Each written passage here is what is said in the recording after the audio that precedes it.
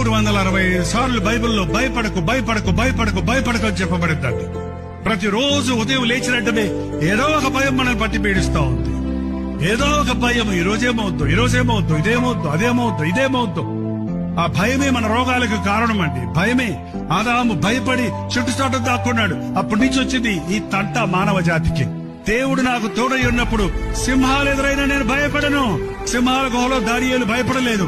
అగ్ని జ్వాలల మధ్యలో పడేసినప్పుడు శత్రుక పశక అబద్ధగోలు భయపడలేదు. పౌలు రాళ్లతో కొడుతున్నప్పుడు కొట్టకండి బానేస్తాడు అనలేదు.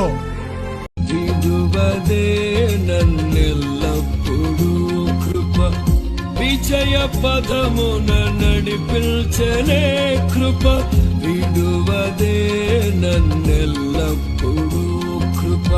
విజయ పదమున నడిపించనే కృప, విస్తరించనే నిన్ను స్తుతించినప్పుడు.